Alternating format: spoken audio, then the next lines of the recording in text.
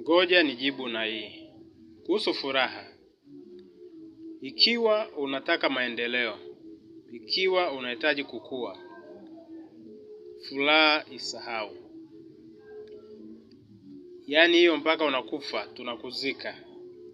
Kwa sababu lazima tutakufa, hatuwezi kukwepa kifo. Furaha isahau. Utafurahi kwa sekunde chache tu, lakini maisha ni mateso. Yaani maisha ni mateso.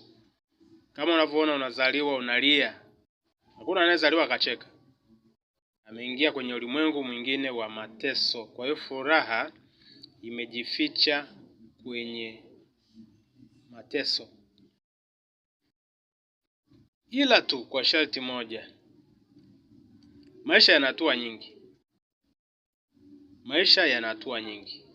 Kilichojificha nyuma ya furaha, ambacho unaweza kukifanya ili kupata furaha, ni kujifunza kuridhika. Ridhika. Ukijifunza hilo, furaha utaiona. Uwe na hatua, yaani ujipe kiasi, kila kitu kwa kiasi, tafuta kwa kiasi, utapata furaha. Lakini unataka utajiri, huwezi kupata furaha. Never, never, never, never. Ndio maana unakuta wahangaikaji wengi, miili yao midogo midogo, yaani ukikuta mtu ana mali afu ana mwili, huwa na wasiwasi sana kwamba hizo mali kasipataje. Huenda sio njia ambayo ni halali. Yes, huenda njia sio halali. Lakini katika kuhangaika ni mateso mwanzo mwisho.